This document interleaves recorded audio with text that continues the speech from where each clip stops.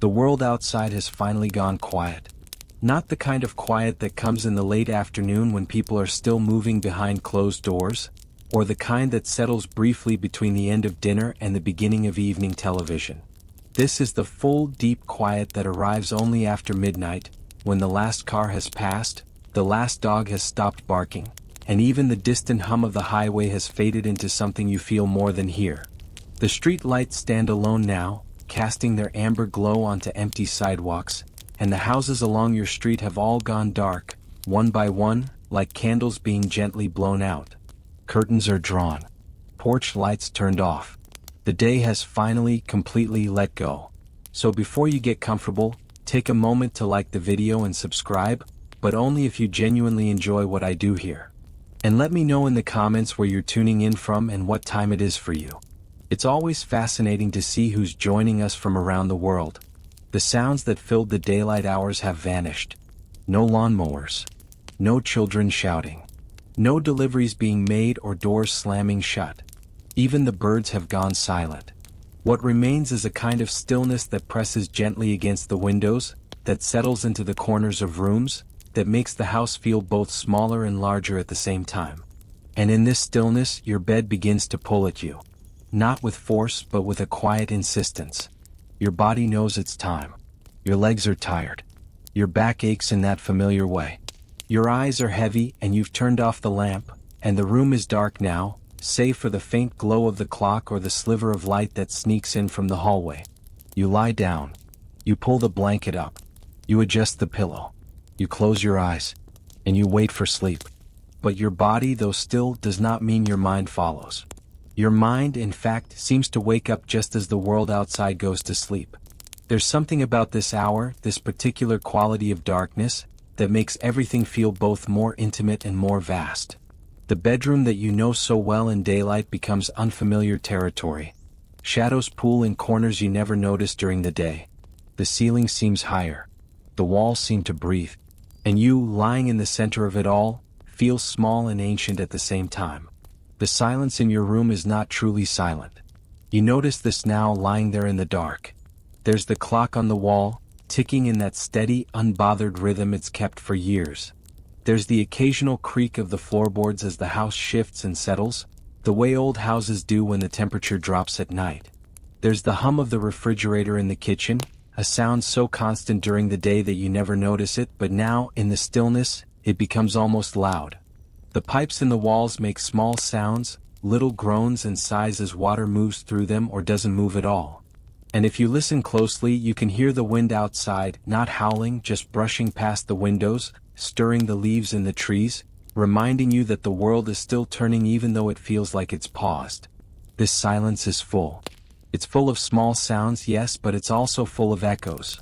Echoes of voices that spoke here long ago. Echoes of footsteps that walk these floors. Echoes of laughter, of arguments, of ordinary conversations that seemed so unimportant at the time but now feel like they were everything. The silence holds all of it. It doesn't erase the past.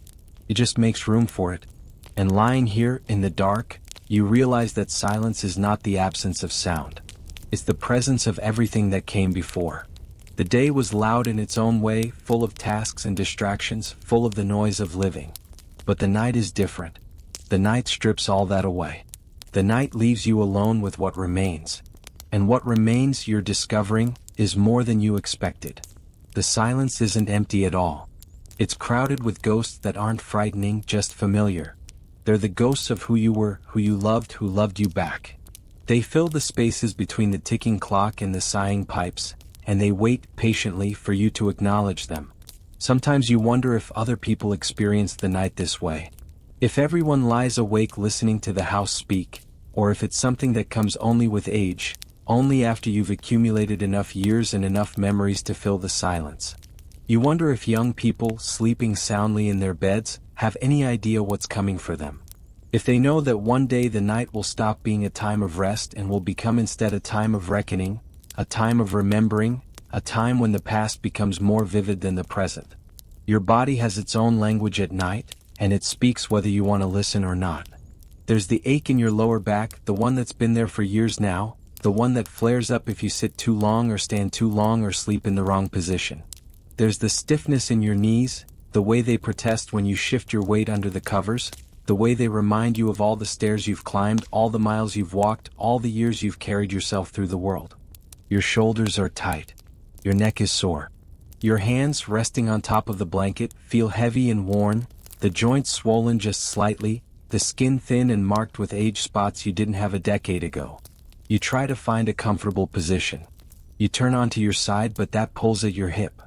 You turn onto your back, but that makes your lower back worse. You try propping a pillow under your knees, and that helps a little, but not enough. You adjust again. And again. And eventually you find a position that's not quite comfortable, but tolerable. Good enough. This is what nighttime is now. Not the easy collapse into sleep that you remember from younger years, but a negotiation with your own body, a search for the least painful way to lie still. And even when you find it, you know it won't last. You'll wake in an hour, maybe two, and have to start the process again. But for now, this will do. For now, you close your eyes and try to let go. The body is honest at night in a way it isn't during the day. During the day, you can ignore it, push through it, distract yourself from its complaints. But at night, in the dark, in the stillness, there's nowhere to hide from it. Every ache, every pain, every reminder of age becomes impossible to ignore. And maybe that's okay. Maybe the body deserves to be heard. It's carried you this far after all. It's done its job even when you didn't take care of it the way you should have. It deserves acknowledgement, if not gratitude. You think about all the things this body has done. It's walked thousands of miles. It's climbed countless stairs. It's lifted children, carried groceries, dug gardens, built things, fixed things, held things together. It's danced, though not as much as you would have liked. It's run, though you can't remember the last time. It's made love, fought battles, survived illnesses, healed from injuries. This body has been your vehicle through life, your only vehicle, and it's starting to show the wear. The paint is chipped. The engine makes strange noises. Parts are wearing out that can't be replaced. But it's still running. Still carrying you. Still doing its best. And for that, you owe it something. Patience maybe. Kindness. The same compassion you'd show an old friend who's struggling. But the mind doesn't let go as easily as the body wants to. The mind, in fact, seems to do the opposite. It wakes up. It becomes more active, more alert, more insistent. During the day, there are distractions everywhere. There are people to talk to, tasks to complete, shows to watch, meals to prepare, phone calls to answer.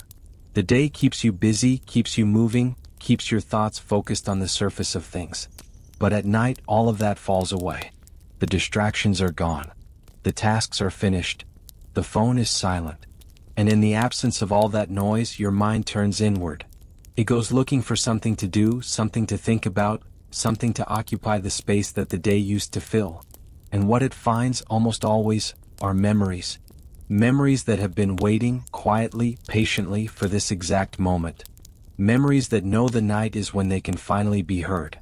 Scientists talk about this, though you don't need a scientist to tell you what you already know. They say that the brain processes emotions and experiences differently at night, that the lack of external stimulation allows internal thoughts to surface, that the darkness itself changes the way we think. But you don't need the explanation.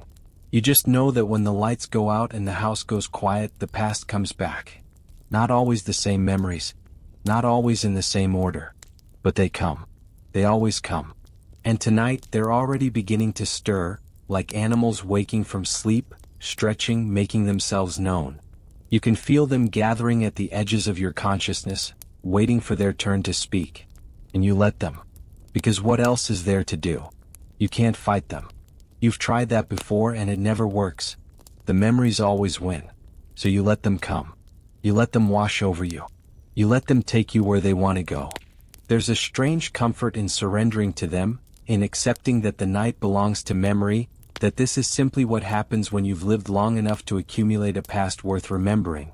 The mind doesn't understand the concept of letting sleeping dogs lie. It wants to examine everything, turn everything over, look at it from every angle. And at night, when there's nothing else demanding its attention, it does exactly that. The first memory that surfaces tonight is small, almost insignificant. You're a child again, maybe 7 or 8 years old, standing in the backyard of the house you grew up in.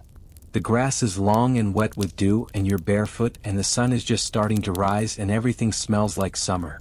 You can hear your mother's voice calling from the kitchen window, telling you to come inside for breakfast, but you don't want to go. You want to stay outside, in the cool morning air, in the soft light, in that perfect moment before the day really begins. You can't remember why you were outside so early. You can't remember what happened next. But you remember the feeling. The feeling of being small and safe and completely free. The memory is so vivid that for a moment, you can almost feel the wet grass under your feet again. You can almost hear your mother's voice, not the tired, older voice you remember from her later years, but the young, strong voice she had when you were small. And then the memory fades just a little and another one takes its place. You're older now, maybe 12, and you're sitting at the dinner table with your whole family. Your father is at the head of the table, your mother is serving food, your siblings are arguing about something you can't quite remember.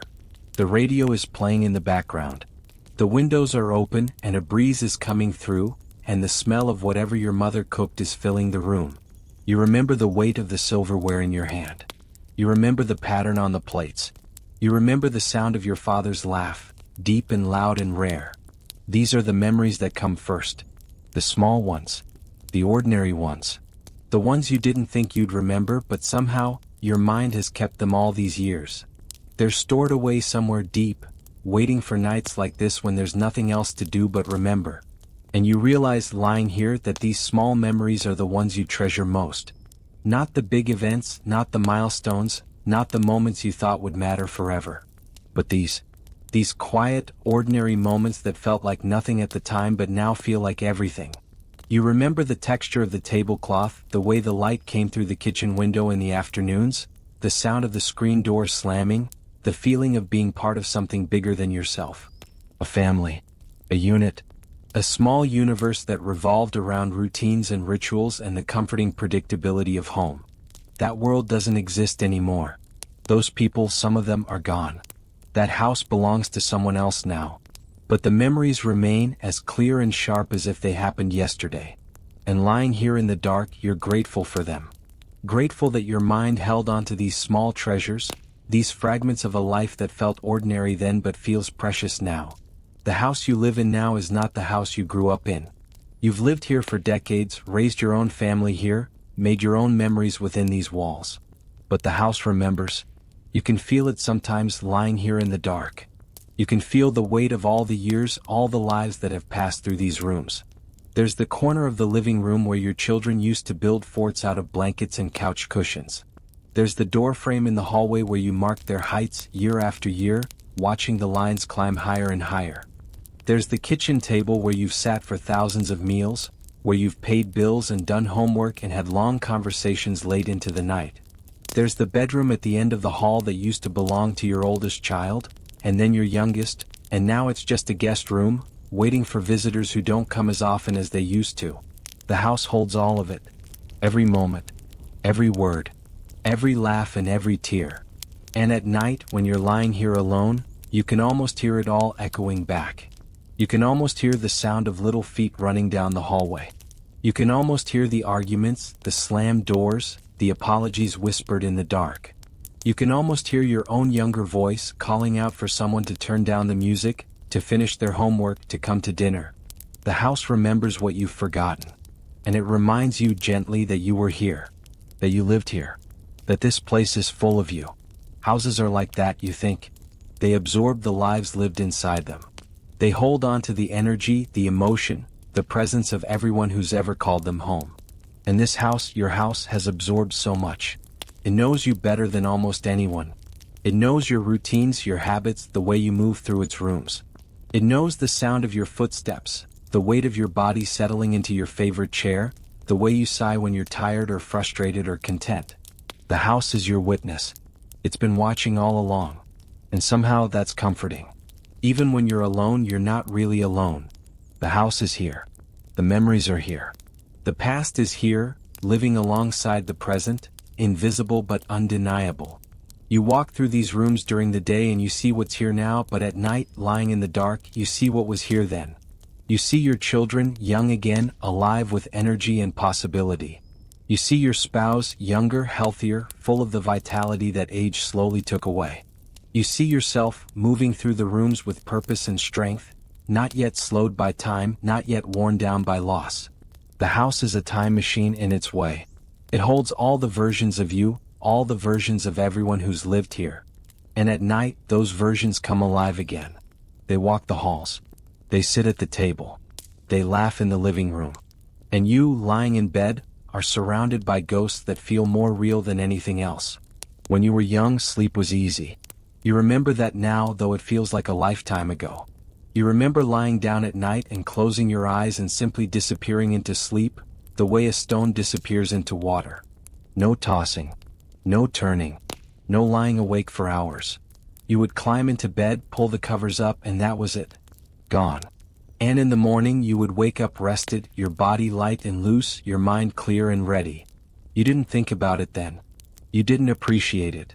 You didn't know that sleep was a gift, something that could be taken away slowly year by year, until it became something you had to work for, something that didn't always come when you called. You remember the nights when you were younger and stayed up late, not because you couldn't sleep, but because you didn't want to. You remember staying up talking with friends or reading a book you couldn't put down, or simply sitting outside under the stars because the night felt full of possibility. You remember the feeling of being awake by choice, not by necessity. And you remember how easily you could fall asleep afterward, how your body would simply take over and pull you under no matter where you were. On a couch. In a car. In the middle of a loud party. It didn't matter. Sleep would find you. But that was then. Now, sleep is something you have to coax, something you have to wait for, something that comes and goes on its own schedule, not yours. Now, you measure sleep in hours, sometimes minutes, and you're grateful for whatever you get. You've learned tricks over the years. You keep the room cool. You avoid caffeine after noon. You try to go to bed at the same time every night. Sometimes it helps. Sometimes it doesn't. Sometimes you sleep for 4 hours straight and wake up feeling like you've been given a gift. Sometimes you sleep in fragments, waking every hour, and the night feels endless and morning seems like it will never come. But you've made peace with it mostly. You've accepted that this is what sleep is now. Not the deep, unbroken rest of youth, but something lighter, more fragile, more easily disrupted. And that's okay. It has to be okay. Because there's nothing you can do to change it. The body ages. Sleep changes. That's just how it is. You remember reading somewhere that as people age, their sleep becomes more like that of an infant, light and easily broken, full of wakings and stirrings. The circle completes itself. You begin life sleeping in short bursts, waking often, needing care and comfort. And you end life the same way. There's a symmetry to it that would be poetic if it weren't so exhausting. You think about all the hours you've spent lying awake over the years. If you added them all up, they'd probably equal months, maybe even years. Entire years of your life spent in the dark, waiting for sleep, thinking about everything and nothing, watching the clock move forward with agonizing slowness. And you wonder what you were meant to learn from all those hours. What purpose they serve. Whether they're punishment or gift or simply the price you pay for having lived this long. The memory of love comes next, and it comes with a weight that the others didn't have. You remember the first time you fell in love, really in love, the kind that felt like it might consume you. You were young, maybe too young, but it didn't feel that way at the time. It felt like the most important thing that had ever happened to you. You remember the way your heart would race when you saw them. You remember the way their voice sounded, the way they laughed, the way they looked at you like you were the only person in the world. You remember the nights you stayed up talking for hours about everything and nothing, about dreams and fears and all the things you wanted to do with your life. You remember the first time they held your hand. The first time they kissed you. The way it felt like the world had stopped turning just for a moment, just for you. And you remember how it ended. Not with a big fight or a dramatic breakup, but with a slow, quiet drifting apart. They moved away, or you did, or life just got in the way, and one day you realized you hadn't spoken in weeks and then months, and then it didn't make sense to reach out anymore. You think about them sometimes, even now. You wonder where they are. You wonder if they think about you. You wonder if they remember the same things you do, or if their memories have faded the way some memories do. And you wonder what would have happened if things had been different. If you'd stayed together. If you'd tried harder. If you'd said the things you didn't say. But you know the answer doesn't matter. The wondering is enough. The memory is enough. That first love taught you something important, something you didn't understand at the time. It taught you that love is real. That connection is possible. That another person can see you, really see you, and still choose you. And even though it didn't last, even though it ended, that knowledge stayed with you. It shaped every relationship that came after. It gave you hope, even when things were hard, that love was worth reaching for, worth risking your heart for, worth believing in. First love is different from all the loves that come after. It's more intense, more naive, more pure in its way. Because you don't know yet that love can hurt. You don't know yet that people leave. You don't know yet that forever is a promise that's almost impossible to keep. You just love with your whole heart, without reservation, without fear, without the protective walls that experience will eventually build. And maybe that's why it stays with you so vividly. Because it was love in its most undiluted form. Love before you learn to be careful with it. Marriage is different. Love, at least the love that lasts, is not the burning, all-consuming thing you felt when you were young.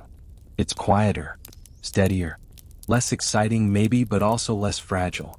You remember your wedding day, of course. The dress or the suit, the flowers, the guest, the vows you spoke, promising forever, not really understanding what forever meant.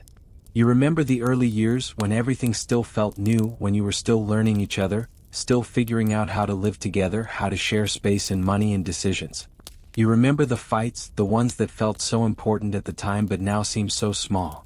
You remember the making up, the apologies, the slow process of learning how to forgive, how to compromise, how to stay.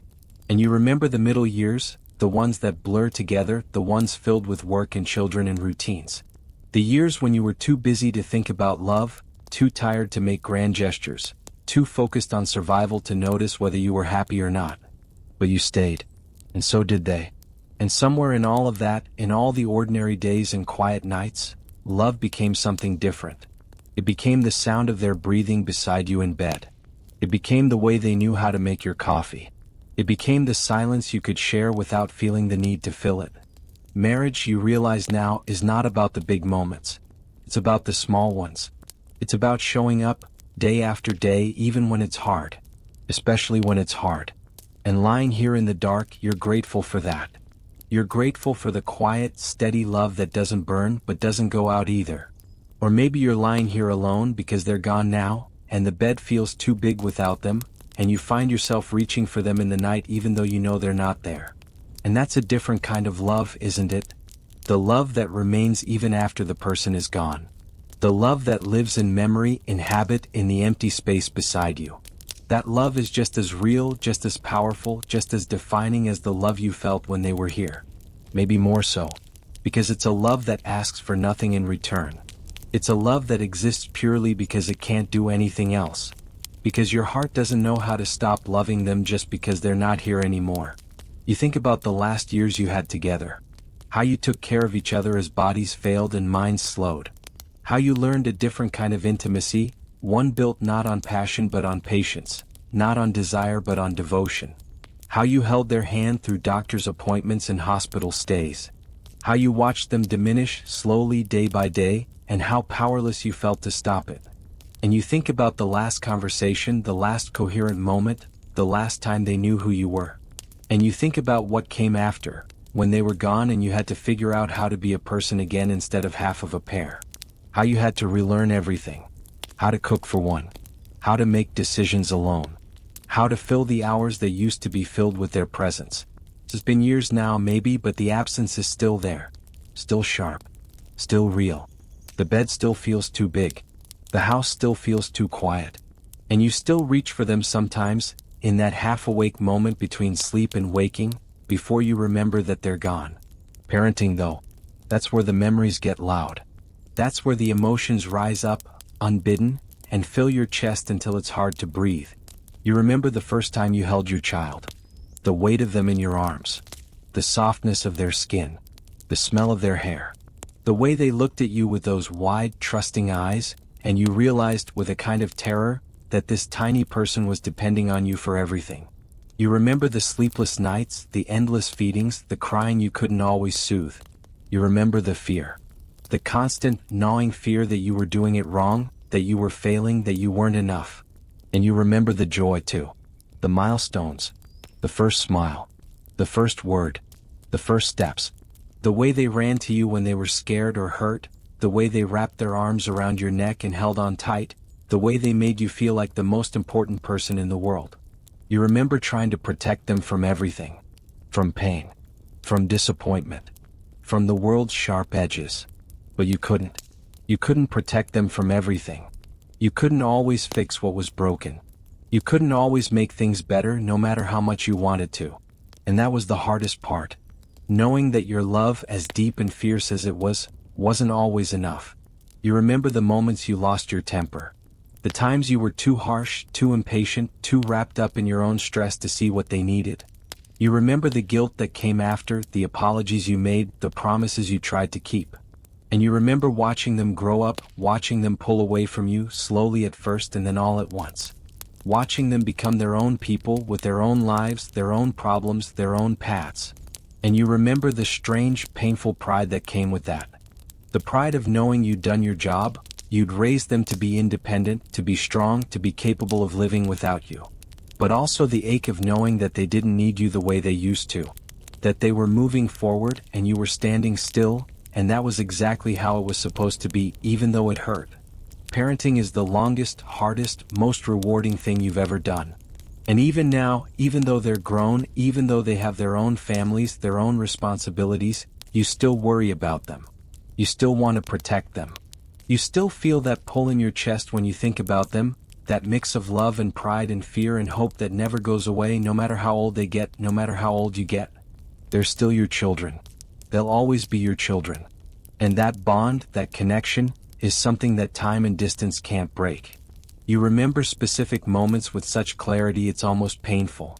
The time your daughter fell off her bike and scraped her knee and you carried her inside and cleaned the wound and put a bandage on it and she stopped crying and smiled at you like you'd performed a miracle. The time your son came home from school upset about something a classmate said and you sat with him and listened and tried to help him understand that people's words say more about them than about you. The Christmas mornings, the birthday parties, the school plays, the sporting events. All those moments you showed up, you were present, you were there. And you hope they remember. You hope that when they think about their childhood, they remember feeling loved. Because you did love them. With everything you had. Even when you made mistakes. Even when you were imperfect. Even when you didn't know what you were doing. You loved them the best way you knew how. The house is quieter now than it's ever been. The children are gone. They've been gone for years. They have their own homes, their own families, their own lives that are full and busy and don't always have room for you. You understand. You do. You were the same way when you were their age, too focused on your own life to call your parents as often as you should have, too busy to visit as much as you could have. But understanding doesn't make the quiet easier. The rooms where they used to sleep are empty now. The toys are gone. The posters have been taken down. The beds are neatly made, waiting for visits that happen less and less often. You walk past those rooms sometimes and you remember. You remember the sound of their laughter. You remember the chaos, the mess, the noise. You remember how exhausting it was, how overwhelming, how you sometimes wished for just a moment of peace, just a moment of silence. And now you have it. All the silence you could ever want. And it's too much. It echoes. It amplifies. It makes the house feel bigger and emptier than it actually is. You hear their voices sometimes even though they're not here. You hear them calling for you. You hear them arguing with each other. You hear them running down the hall, their feet pounding on the floor, their laughter filling the air. And then you open your eyes and the house is quiet again and you're alone, and the voices were just echoes, just memories, just your mind playing tricks on you in the dark. The empty nest, they call it. As if it's something temporary, something you'll adjust to, something that will get easier with time. And maybe it does for some people. But for you, the emptiness is something you carry with you, something that follows you from room to room, something that sits with you at the dinner table when you're eating alone, something that fills the silence when there's no one to talk to. You're proud of them, of course. You're proud of the lives they've built, the people they've become. But you miss them. You miss the versions of them that used to live here, the children they were, the way they needed you. And you know you can't have that back. You know it's gone forever. And that's okay, it has to be okay, but it still hurts sometimes. It still aches in a way that nothing else does.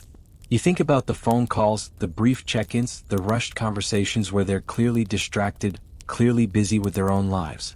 And you try not to feel hurt by it. You try to remember that you were the same way. That this is just how life works. That children grow up and move on and that's what they're supposed to do. But sometimes you wish they understood. You wish they knew how much you think about them, how often you worry, how much you'd love to hear from them more often. But you don't say it. You don't want to be a burden. You don't want to be the needy parent, the one who guilts their children into calling more often. So you wait. You wait for them to reach out. And when they do, you treasure it. You hold on to every word, every detail they share about their lives. And you tell them you're fine even when you're not. You tell them not to worry, even though you'd love for them to worry just a little. And you end the conversation with "I love you," and you mean it with every fiber of your being, and you hope they know, you hope they understand how much those words carry. Regret is loud at night. Louder than it has any right to be. It waits until you're lying in the dark, until you're tired and vulnerable, and then it speaks. It reminds you of all the things you didn't do. All the chances you didn't take. All the words you didn't say. You think about the friend you had a falling out with, the one you never called back, the one who died before you had a chance to make things right. You think about the parent you lost and all the questions you never asked, all the stories you never heard, all the things you wish you'd said while they were still here to listen. You think about the job you didn't take, the trip you didn't go on, the dream you gave up on because life got in the way or fear got in the way or you just ran out of time. You think about the times you were too hard on your children, the times you were too hard on yourself, the times you let anger or pride or stubbornness keep you from doing the right thing. Regret doesn't come with solutions. It doesn't offer second chances. It just sits there, heavy and unchangeable, reminding you that the past is the past and there's nothing you can do about it now. And maybe that's the worst part. Not the things you did wrong, but the fact that you can't go back and fix them. You can't undo the words you said or didn't say. You can't take back the choices you made. You can only lie here in the dark and carry the weight of them and hope that somehow, someday it gets a little lighter. The regrets aren't all big either. Some of them are tiny. Moments that no one else even remembers, but that have stayed with you for reasons you don't fully understand. The time you snapped at your spouse when they were just trying to help. The time you were too busy to play with your child when they asked. The time you walked past someone who needed help because you were in a hurry. These small moments, these tiny failures, they add up. They accumulate. And at night, when there's nothing to distract you from them, they all come back at once. And you wonder if anyone else does this. If anyone else lies awake at night cataloging their failures, their mistakes, their regrets. Or if it's just you. If you're the only one who can't seem to let go of the past, who can't seem to forgive yourself for being human. You think about the words you should have said. The "I love yous" that went unspoken. The thank yous you forgot to give. The apologies you were too proud to make. And you wonder if those people knew. If they understood, somehow, without you having to say it. Or if they died thinking you didn't care, didn't appreciate them, didn't love them enough. And that thought is almost unbearable. The idea that someone you loved might have gone through life or gone to their death, not knowing how much they meant to you. Not because you didn't feel it, but because you didn't say it. Because you assumed there would be more time. Because you thought they already knew. Because the words felt awkward or unnecessary or too vulnerable. And now it's too late. The moment is gone. The person is gone. And the words remain stuck inside you, undelivered, unwanted, a weight you'll carry forever.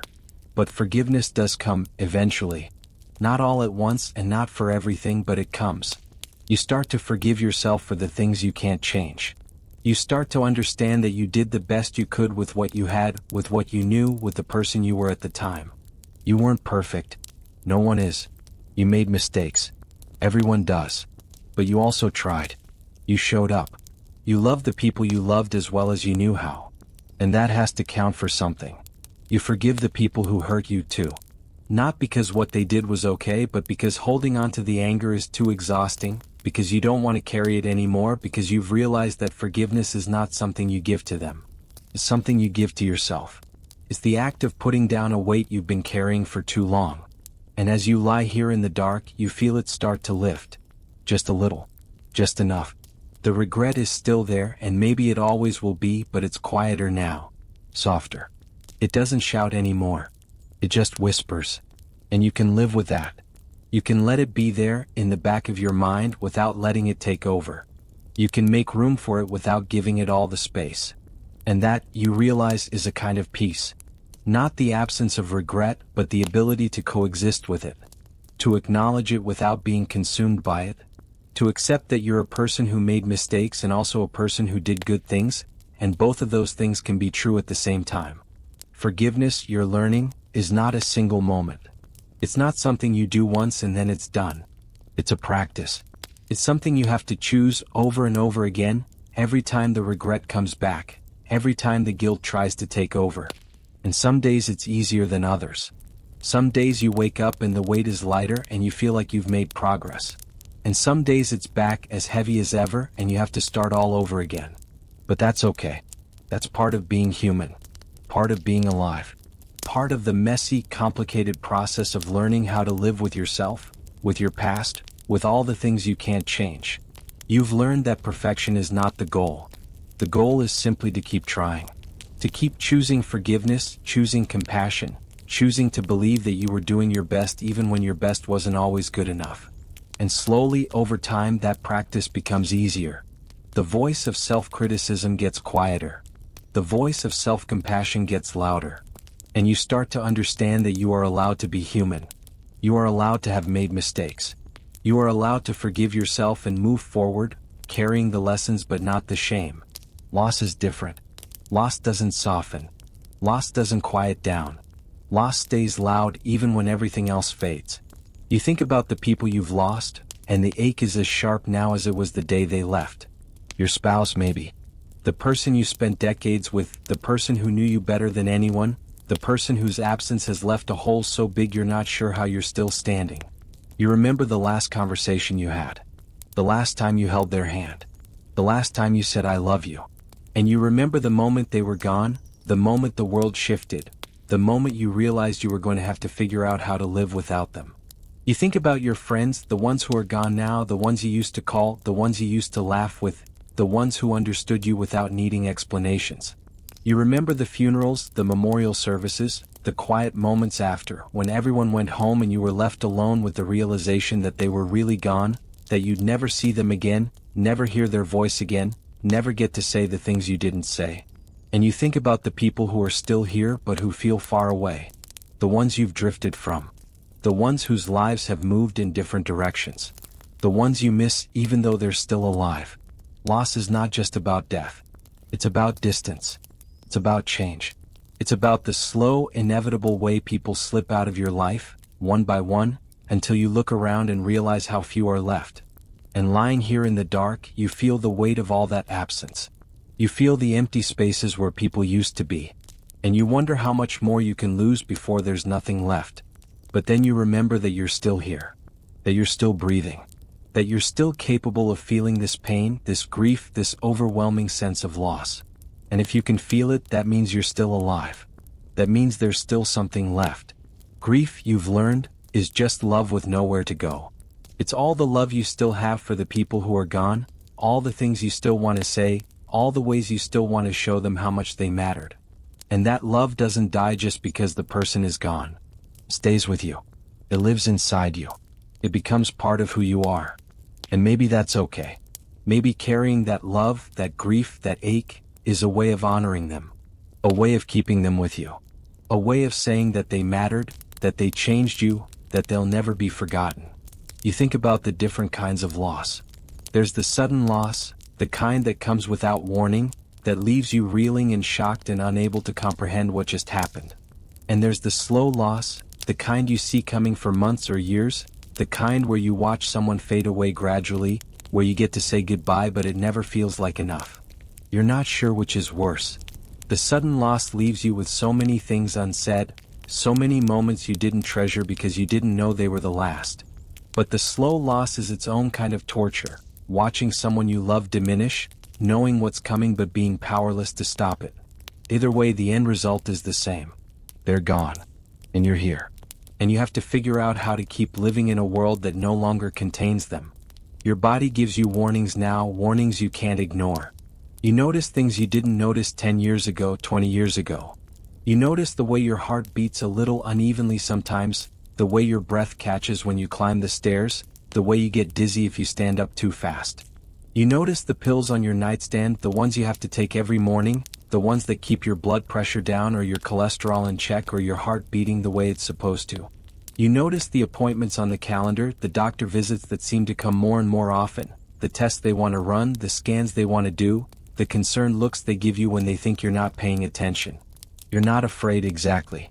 Or maybe you are, but it's a quiet kind of fear, the kind you've learned to live with, the kind you don't talk about because what's the point?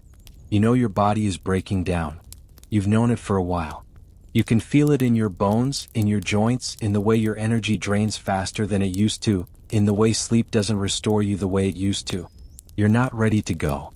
You don't think you'll ever be ready. But you also know that readiness doesn't matter.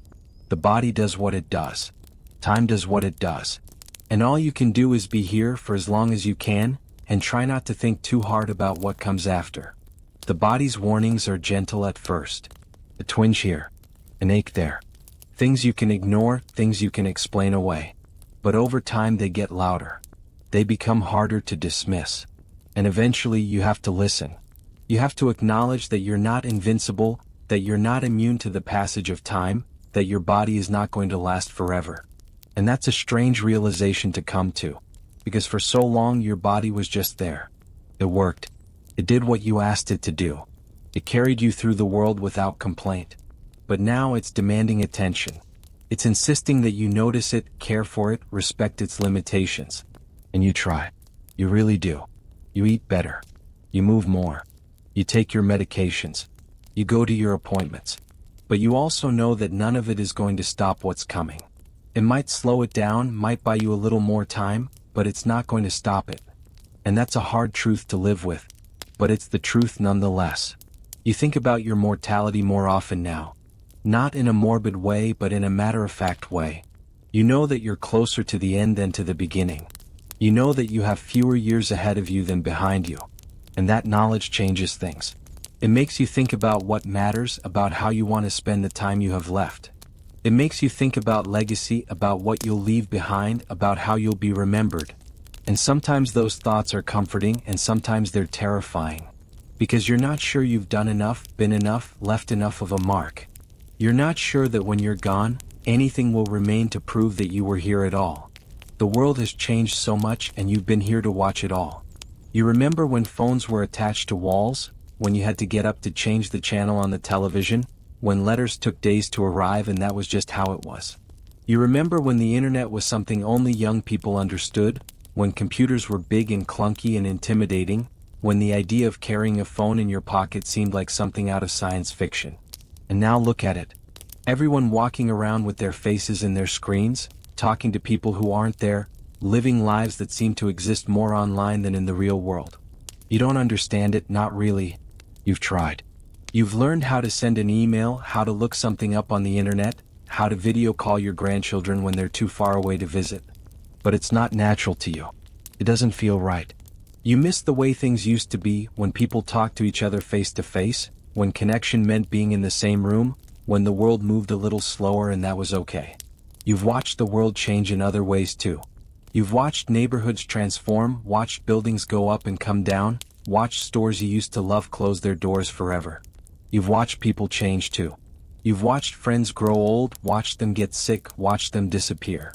You've watched your children grow up and your grandchildren grow up and you've realized that you're not young anymore, that you haven't been young for a long time, that the world is moving forward and you're standing still.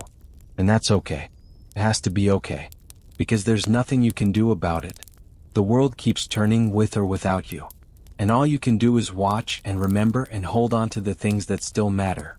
Sometimes you feel like a relic. Like someone from another time, another world. You hear yourself talking about the way things used to be, and you sound like your parents, like your grandparents, like all the old people you used to roll your eyes at when you were young. But you can't help it. Because the world you grew up in, the world you knew, is gone. It's been replaced by something faster, louder, more complicated. And you're trying to keep up, you really are, but it's hard. It's exhausting. And sometimes you just want to retreat into the past, into your memories, into the world that made sense to you. The world where you knew the rules, where you felt like you belonged. You think about the major events you've witnessed: wars, social movements, technological revolutions, political upheavals. You've seen presidents come and go, seen laws change, seen society shift in ways you never could have predicted when you were young. You've lived through moments that are now in history books, moments that younger people learn about but didn't experience. And there's something surreal about that. About being a living witness to history. About carrying memories of a world that no longer exists. You wish sometimes that you could share it all, that you could download everything you've seen and experienced into the minds of younger people so they'd understand. So they'd know what came before. So they'd appreciate how far things have come, or how far they've fallen depending on your perspective. But you can't. Your memories are yours alone. And when you're gone, they'll be gone too. All the small details, all the things that didn't make it into the history books, all the personal experiences that made up your life, they'll disappear. And that feels like a loss too. Not just your own death, but the death of an entire world that existed in your memory. The night has taught you things. Not all at once, but slowly over the years, through all these long, quiet hours lying in the dark. It's taught you that most of the things you worried about didn't matter. That most of the things you thought were important weren't. That the moments that felt small at the time were actually the ones that mattered most. The ordinary conversations. The quiet afternoons. The simple act of being present with the people you loved. The night has taught you that time moves differently than you thought it would. That it speeds up when you want it to slow down, and slows down when you're desperate for it to pass. That the years you thought would last forever are over in a blink, and the moments you thought you'd forget are the ones that stay with you the longest. The night has taught you that you're stronger than you thought you were. That you've survived things you didn't think you could survive. That you've lost people you didn't think you could live without, and yet here you are, still living, still breathing, still finding reasons to get up in the morning. The night has taught you that control is an illusion. That you can't protect the people you love from pain, that you can't stop time, that you can't hold on to anything forever. That the only thing you can do is let go and trust and accept that some things are beyond your power. And the night has taught you that it's okay. All of it. The pain and the loss and the regret and the fear. It's all part of being human. It's all part of having lived a full life, a real life, a life that mattered. The lessons come slowly, almost imperceptibly. You don't wake up one morning suddenly wise. You don't have a moment of clarity where everything makes sense. It's more gradual than that. It's a slow accumulation of understanding, built night after night, thought after thought, memory after memory. And you realize that the night is your teacher. That the darkness is where you learn. That the quiet is where wisdom lives. And you're grateful for it even when it's hard, even when the lessons hurt, even when you'd rather not know what the night has to show you. The night has taught you about priorities. About what actually matters when everything else is stripped away. And what matters, you've learned, is not the big accomplishments or the material things or the status you achieved. What matters is love. Connection. The relationships you built and maintained. The moments of genuine presence. The times you showed up for someone and the times someone showed up for you. Everything else, all the stuff you thought was so important, fades away. The career achievements that once defined you barely register now. The possessions you worked so hard to acquire are just things, meaningless without the people to share them with. The night has taught you that in the end, all we have is each other. And all we leave behind is the impact we had on other people's lives. The love we gave. The kindness we showed. The ways we made people feel seen, heard, valued. That's what endures. That's what matters. Everything else is just noise. Control was something you used to believe in. You used to think that if you worked hard enough, planned well enough, made the right choices, you could control the outcome of your life. You could keep the people you loved safe. You could avoid the worst things. You could make sure everything turned out okay. But the night has shown you over and over again that control is a lie. You couldn't control the way your children turned out, no matter how hard you tried. You couldn't control the people who left, no matter how much you wanted them to stay. You couldn't control your health, your age, your body's slow breakdown. You couldn't control the world, the way it changed, the way it kept moving forward without asking your permission. And at first, that realization was terrifying. It made you feel helpless, powerless, small. But now, lying here in the dark, you realize it's also freeing. Because if you can't control it, then you don't have to. You don't have to carry the weight of trying to fix everything, save everyone, make everything okay. You can let go. You can accept that some things just are. That some things just happen. That life unfolds the way it unfolds, and all you can do is be here for it, present for it, open to it, whatever it brings. Letting go of control doesn't mean giving up. It doesn't mean you stop caring or stop trying. It just means you stop believing that you have the power to determine every outcome, to prevent every bad thing, to make every situation turn out the way you want it to. It means accepting that life is bigger than you, that it's more complex than you can fully understand, that it's going to do what it's going to do regardless of how tightly you try to hold on. And there's a strange kind of peace in that. A relief. Because once you stop trying to control everything, you can actually start to experience things. You can be present. You can be open. You can let life surprise you, challenge you, change you. And that's what life is supposed to do. You think about all the energy you wasted over the years trying to control things that were never yours to control. All the worry, all the planning, all the attempts to manage and manipulate outcomes. And you realize that most of it was futile. The things that went well would have gone well anyway. The things that went badly couldn't have been prevented, no matter how hard you tried. And all that effort, all that energy could have been spent differently. Could have been spent actually living, actually being present, actually enjoying what you had instead of worrying about losing it. But you didn't know that then. You thought control was possible. You thought it was necessary. And maybe that's just part of the journey. Maybe everyone has to learn this lesson in their own time, in their own way. Maybe you can't understand the futility of control until you've spent years trying and failing to achieve it. The night is not your enemy. You've learned that too. For a long time you resented it.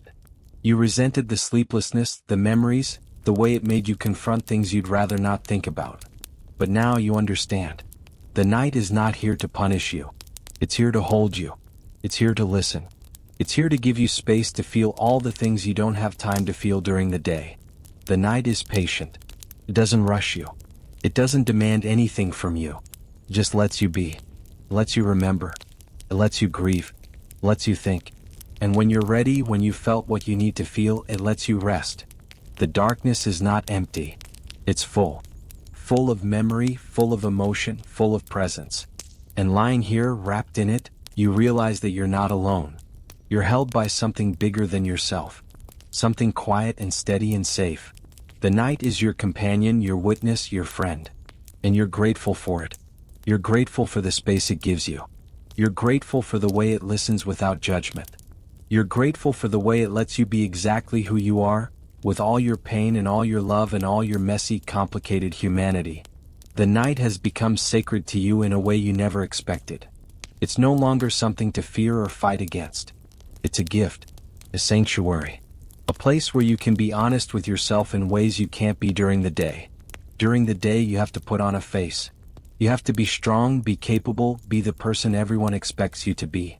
But at night, in the dark, you can drop all of that. You can be vulnerable. You can be scared. You can be sad. You can be all the things you don't let yourself be when the sun is up. And that's important. That's necessary.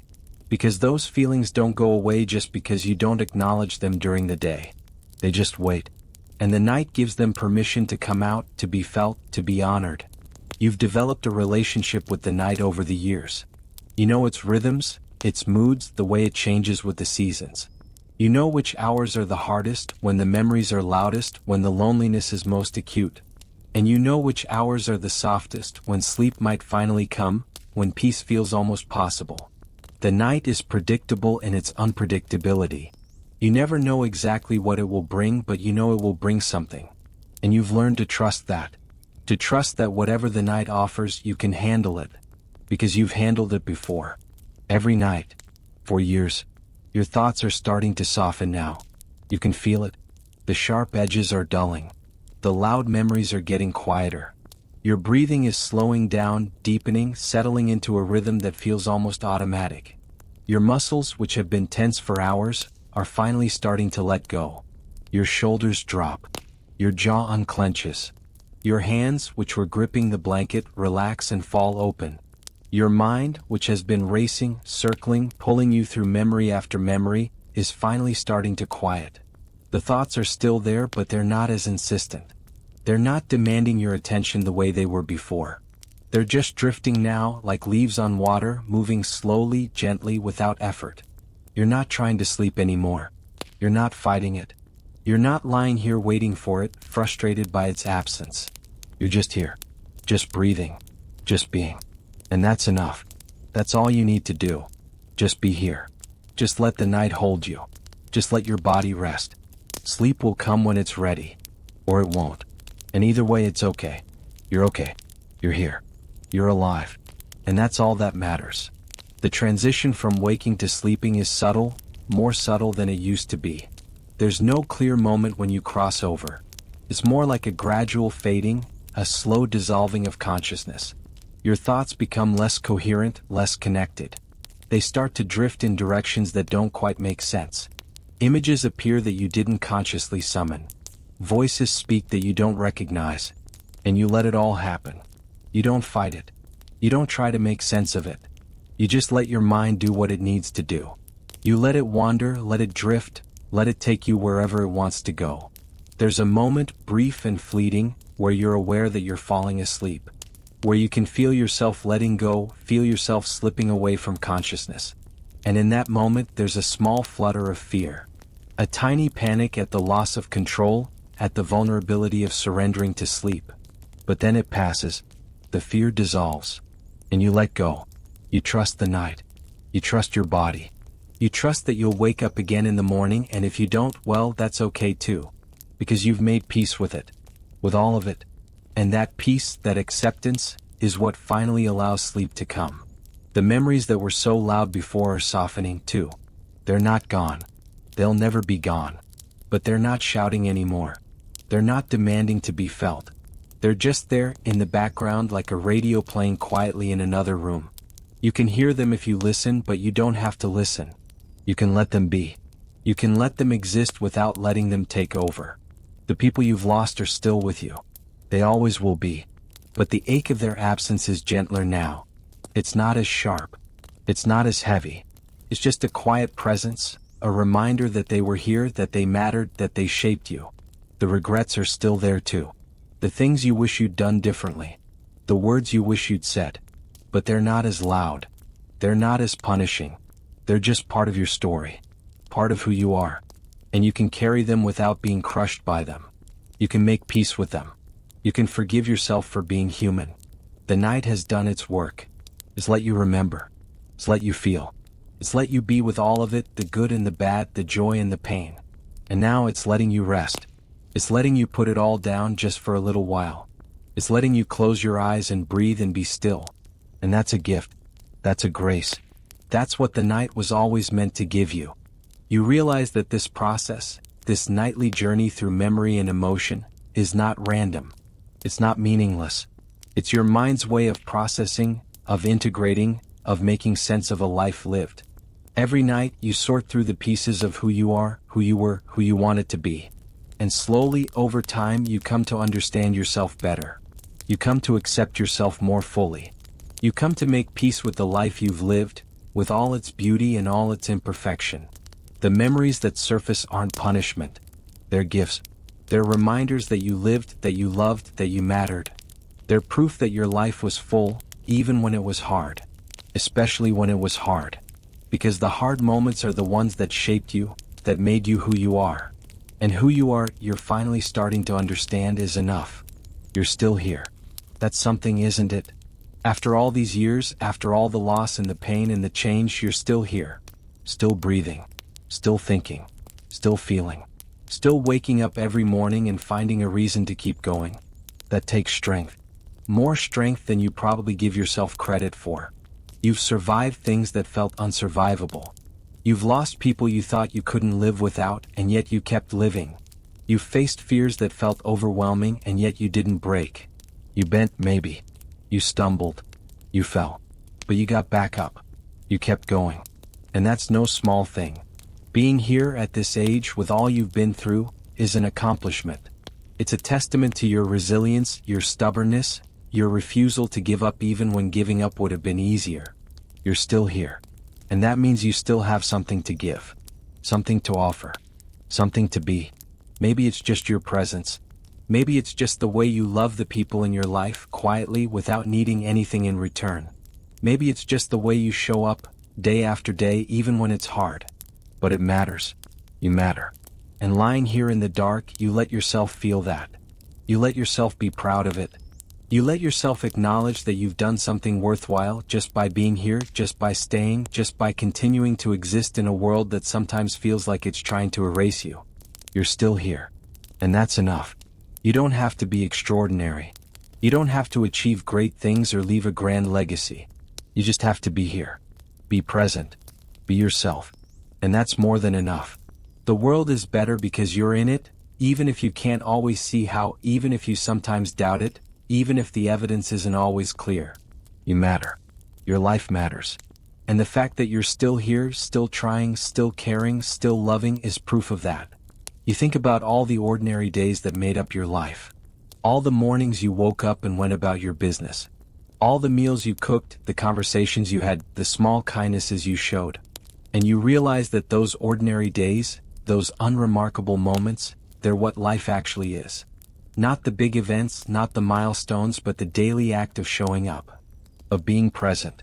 Of doing what needs to be done. And you did that. For years and years you did that. You showed up. You were present. You did what needed to be done.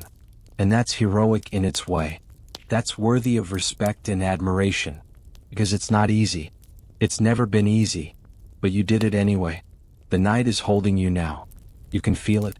Not in a physical way, but in the way the darkness wraps around you, the way the silence settles over you like a blanket, the way the world outside has faded into something distant and unimportant. There's no urgency here. No need to do anything, be anything, prove anything. You're just here. Just breathing. Just resting. The memories are quiet now. They're not gone, but they're not loud. They're just there, part of you, part of the night. The pain in your body is still there too. The ache in your back, the stiffness in your joints, the heaviness in your limbs. But it's okay. It's just part of being here, part of being alive, part of being human. You don't need to fix it. You don't need to make it go away. You just need to breathe through it, to let it be, to accept that this is what it is and that's okay. The night doesn't ask you to be anything other than what you are. It doesn't judge you. It doesn't demand anything from you. It just lets you be. And in that quiet, in that stillness, you find something you've been looking for all along. Not answers. Not solutions. Not peace exactly. But acceptance. The acceptance that this is your life. This is who you are. This is where you've been and where you are now. And it's enough. It's all enough. You've lived a life. You've loved people. You've made mistakes and you've made amends. You've hurt and you've healed. You've lost and you've survived. And all of that, all of it together has made you who you are. And who you are is enough. You don't need to be anyone else. You don't need to have done anything differently. You just need to be here now in this moment, in this breath, in this quiet darkness. And that's all. That's everything. Your eyes are closed now. Your breathing is deep and slow. Your body has finally stopped fighting, finally stopped searching for comfort. It's found a place of rest, however temporary. And your mind, exhausted from its journey through memory and emotion, is finally quiet. The thoughts have faded to whispers and then to nothing. There's just darkness now. Just breath. Just the gentle rhythm of your heart, still beating, still carrying you forward. Still here. Still alive. The fires die down, the stories settle, and the world grows still. Let your thoughts drift away like embers on the wind. Good night.